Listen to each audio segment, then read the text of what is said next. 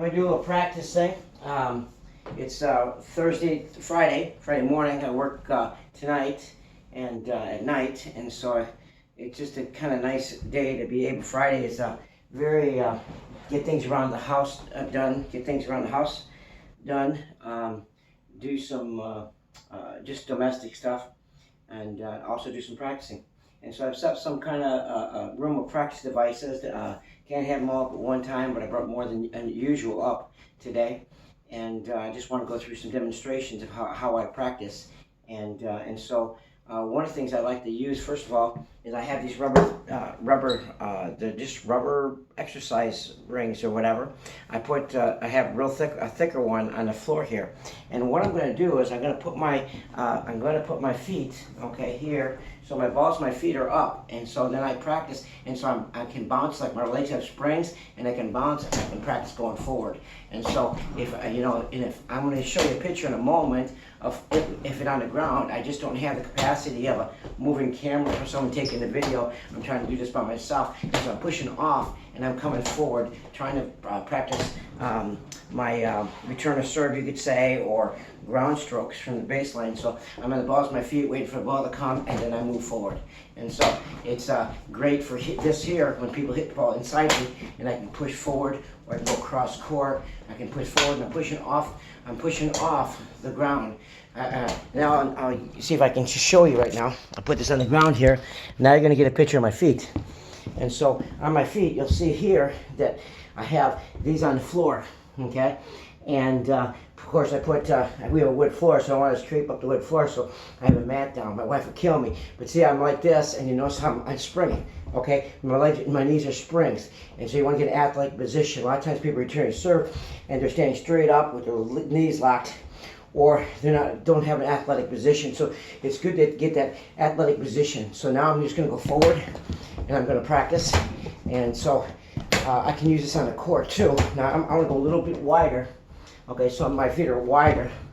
Okay, and so here I'm pushing off and going forward into the ball. And just a great way of practicing, because a lot of times people are standing flat-footed. So you should be ready to hit like a net volleys like this, and then going forward. And so here, I'm just practicing here. You can tell how I'm moving into it. I'm using a wood racket. I just have a lot of fun. This is one exercise I like to do, and so I spent some time doing that. The other exercise I'm doing right now, if you notice, is that I have this baseball tee. It's a baseball tee here, and I just put a hook of a ball at the end, and with a spring and a ball, and now I can just practice this way.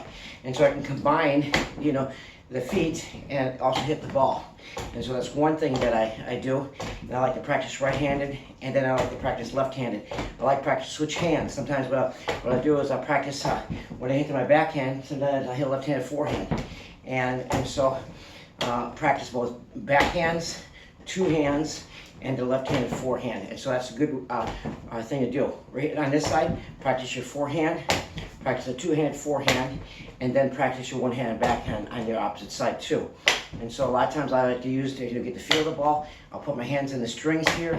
I like how Djokovic and top players will grasp the racket. I don't think they hold it tight, but they actually turn. And I'm seeing a lot of tennis players, they don't use the extra hand. They don't turn the shoulders. They don't know how to use the core.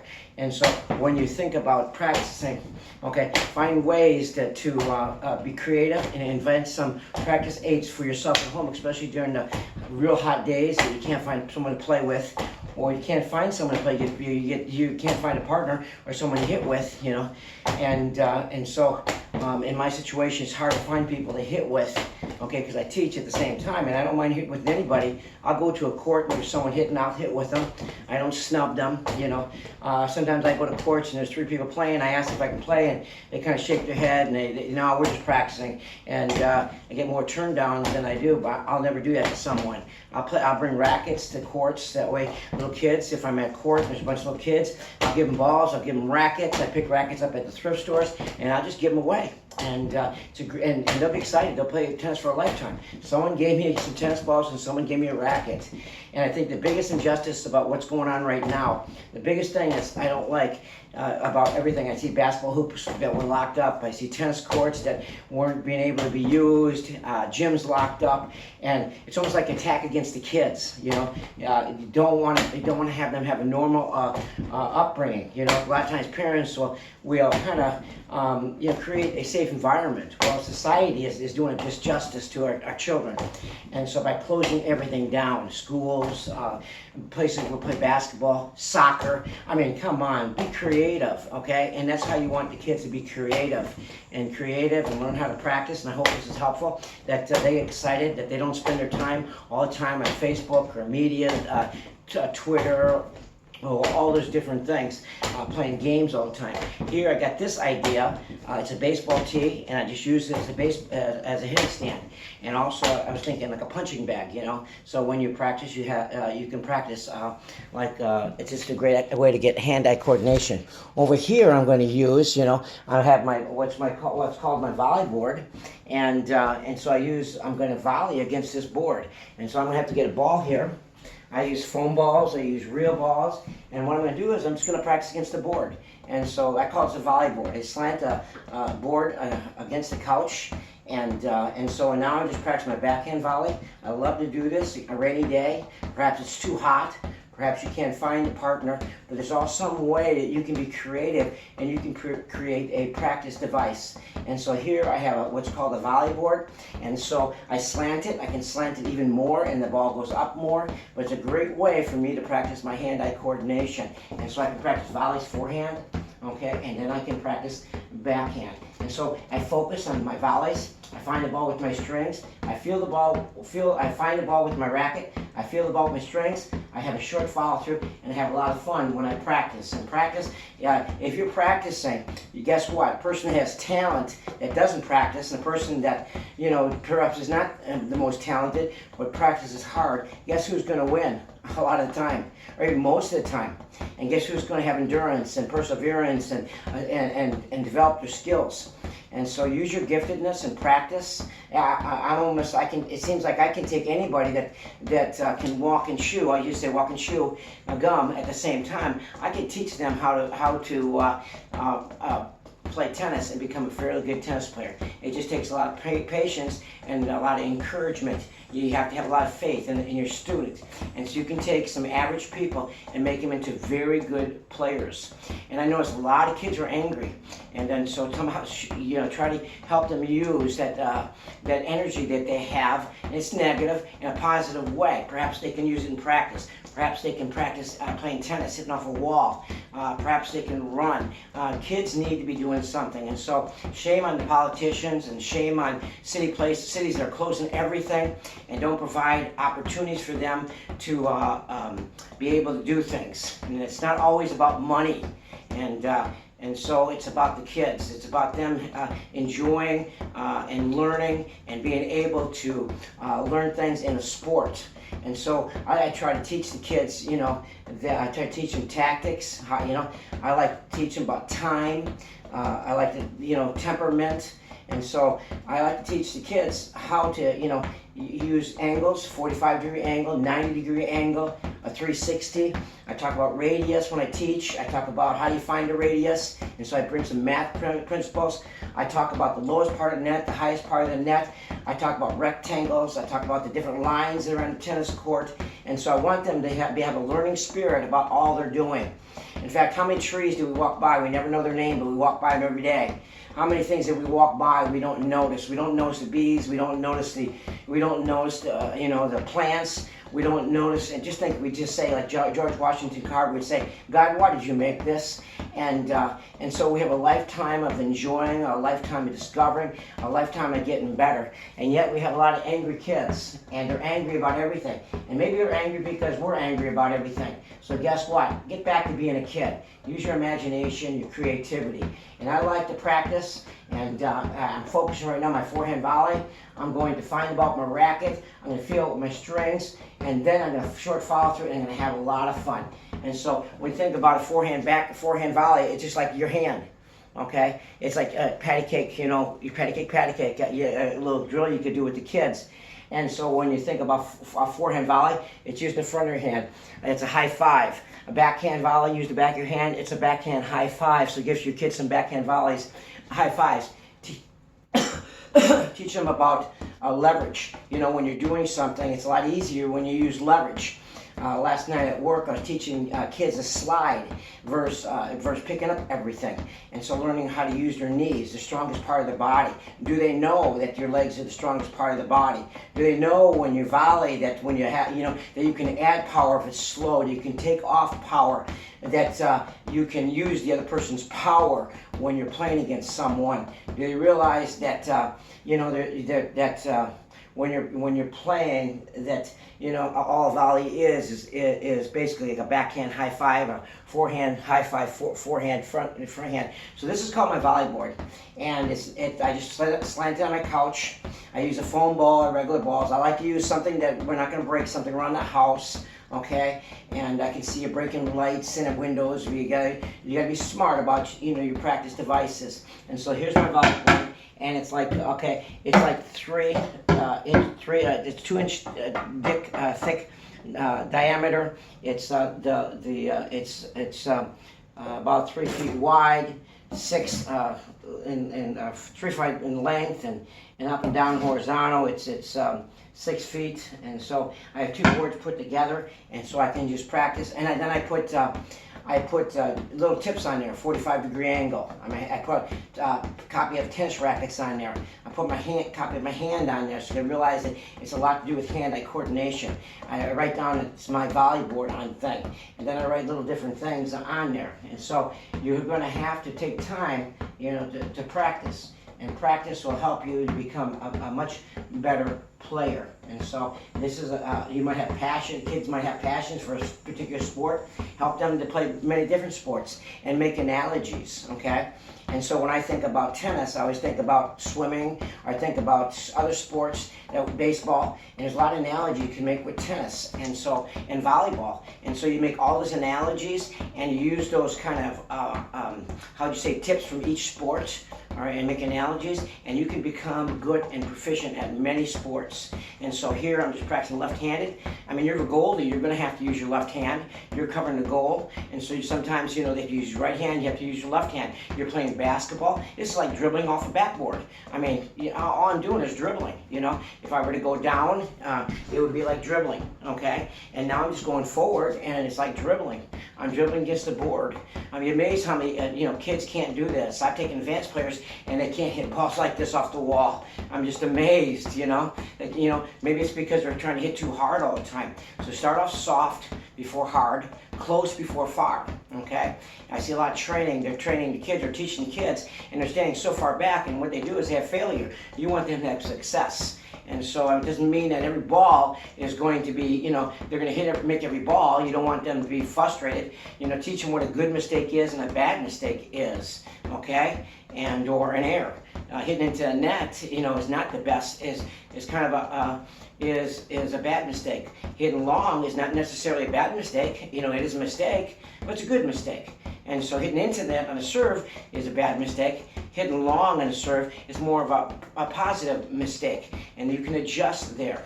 You can't adjust if you're always hitting down. So when you're serving, you know it's like a throwing motion. So have them throw a lot of footballs. Kids love throwing, so why not throw? Find frisbees. Put a frisbee. Practice frisbees. Have them put a frisbee and throw a frisbee. That's like your backhand. And so you're putting some balls in the fence and have them practice hitting the ball on the edge. I'm amazed at how many times the kids don't know. I mean, they're hitting frying pan serves. Well, why not put tennis balls in the fence and have them hit on the edge? And have them hit on the edge, and then have them open up, you know, and pronate, and it becomes natural. I call it the mirror drill, because in fact, a little girl named Mira, one day a ball was stuck in the fence, and she walked up there and hit that ball in the fence. I said, "Oh, what a great drill!" And so I put tennis balls all along the fence, and then I had the kids going like this all the way across. And then they love it. And all the next thing I need to do is bring some classical music or some good music on the court, and have the kids enjoy some music as they play. And so here and so be creative in your teaching, be creative in your playing. And here I have what's called the volley board. And if you go over here, I'm going to come over here now, and I'm going to go up high. Now I'm going to use the towels. I have towels here, and then I can just push. And so and this helps me get the feeling. I'm going to take my racket. I can use one racket or two, and I like to use some old wood rackets. I like to use different rackets. And so what I'm not doing now is I'm just pushing. And so I'm going to change the angle of the camera so you can see. And there we go. And we'll be able to see more what I'm doing. And so what I'm doing is I'm just pushing. Okay? It's a great way of practicing home, and I'm getting feel. Okay? One of the great players, Pancho Seguros, okay, was great at getting feel. And I was practicing the other day, and boy, I hit the greatest drop shot. I mean, it barely went over. And this big guy, we're playing doubles, and he reached it. I could not believe it. I mean, he was that quick. I had the best drop shot I think I've ever hit, but that came with practice, and he made a fantastic shot. I didn't get upset. I said, and I just complimented. I said, man, that was the best drop shot I ever had, and you reached it, and I complimented him. And that's what you should do in tennis, okay? And so you're practicing, and so this is the way I can practice to get feel on my volleys. I also can practice this way. I can practice my serve, and on edge, I just practice like this. It's a great way for me to loosen up my shoulders, especially if you have problems with the shoulders. I threw out both my shoulders last year. One took 9 months. This one's still healing. My left shoulder is taking 10 months. And one thing I just did a lot of exercising. I couldn't even lift my shoulders up. There was pain for like months. And I worked through that pain. I did all kinds of exercises. I did some small, light weights, some rubber band stuff, and now I'm basically getting better. And I can still feel my right arm sometimes, but then I have to loosen up a little bit. And this is how I loosen up.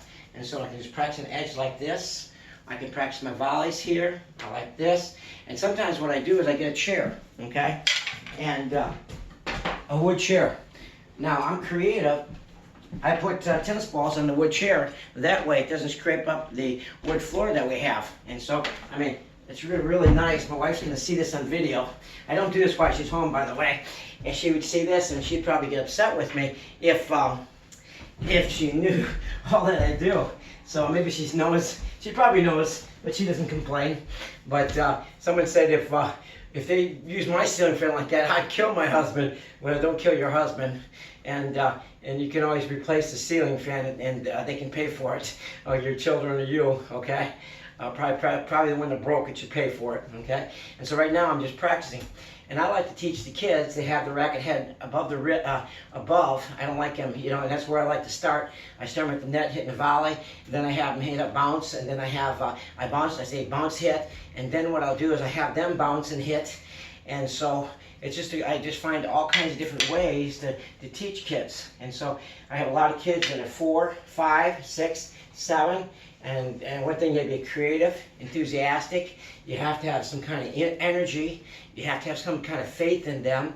And kids love hitting balls, so give them success. Teach them how to be successful. And I've learned a lot of things from just watching the kids. And so they don't need to be thinking about all the problems of the day. It's sad that parents are coming home angry, or they're rioting, or they're feeling depressed, and they're passing that all on their kids. We've all done it, and that's an error, and we've had it done to us. And so don't be harsh on those people that went before us, but try to build character in your life, and you'll have character. The kids will have more character. Let them know you made mistakes. I don't always describe everything that I did wrong. I don't like to go into that, but it's amazing how we can find forgiveness with God and forgiveness with others. And so what you want to do is you want to practice. Teach kids how to practice. Use the talents they have. And sometimes what I do when I'm teaching tennis, I have young kids, and they might be only attentive for a short time, and so I have the parents bring the racket, and I work with the parents. And once I start working with the parents, guess what the kids want? They want to do it.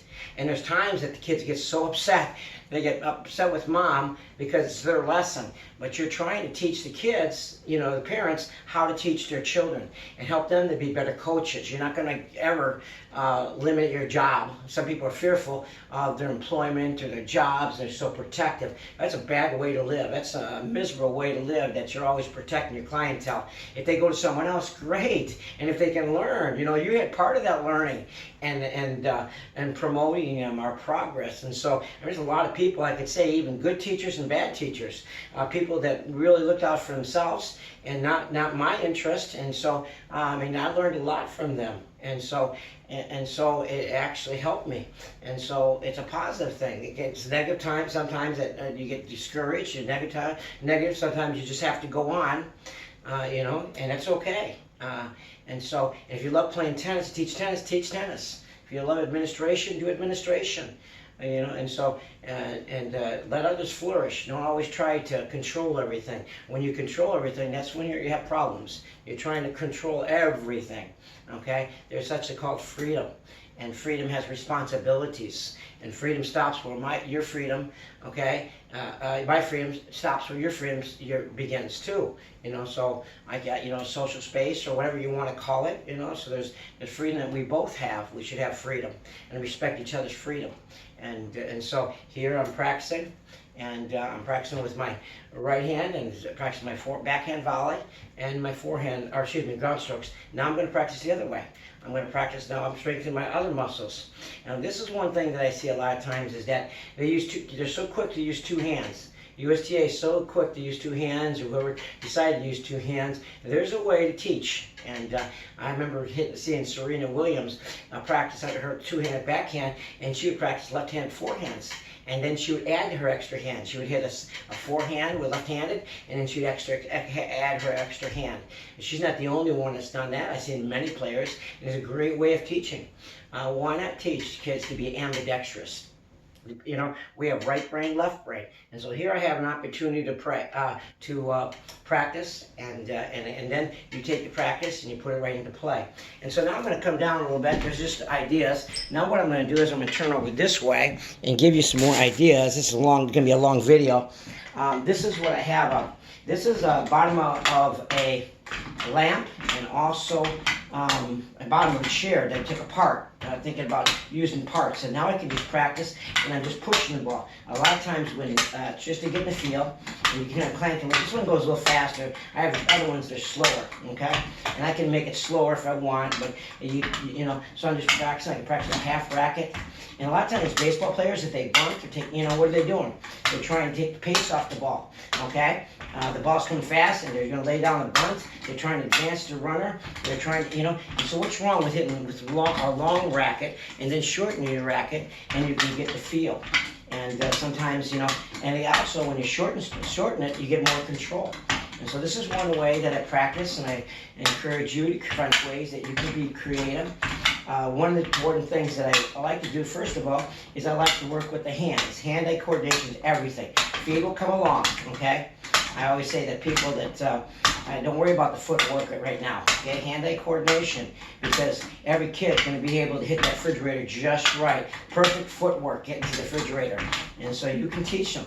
And so a lot of times I'll play in the court, and I hit the ball right at them, and I say I'm going to hit a little further and a little further, and without mentioning the feet, they move. I teach them how to track the ball, get the racket up, and go after the ball. And then I alternate forehands, backhands, and so it's a great way of practicing. And this is just a wheel that I push it, and I can practice. I can go the other way now, slow it down. I can go this way now, and I can go slower. And the thing about this is that I can practice going under the ball if I want to, and go under the ball. So you're practicing, like a drop shot. And so I practice. I do short racket, long racket, short racket, long racket, short racket. I can do left-handed, okay? I can do right-handed, and so I practice both. Now I'll come over here. I'm going to switch over here and use another device I have. Hope you can see it. I'll move this one out of the way. This happens to be, I'm using this on the couch. I'm hoping you see it. You've probably seen other videos. And now this just has a spring on it, and so now I'm just practicing, and I can hit a little bit harder. Now I make sure that I can put a towel there. You can put a towel there so you won't go in the couch. But all this is a golf stand I cut, and I put a plastic slip on it, and a spring, and a tennis ball. And I attach the tennis ball so in such a way that it doesn't come off. And so it's a great way to practice. I'm practicing my backhand. I must practice my left hand forehand. And I can do that the other side. This is a 90-degree angle if I go straight. If I go this way, it's a 45-degree angle. And so I teach the kids about angles. And so here, it's a great way of practicing. Now I'm going to move over a little bit more. And this is I'm not going to show you everything I do, but this is a wheel, okay? I put the wheel on the couch here, and now I'm just going to practice. A lot of times what happens is you got to practice in such a way that you're practicing with the butt of the racket leads first, and then your racket comes forward. Butt of the racket, then your racket comes forward. Butt of the racket goes forward. And so you can see that motion, okay? It's a great way of volleying too. Sometimes the ball's at you, and you just take that racket and you go cross with the length of the racket.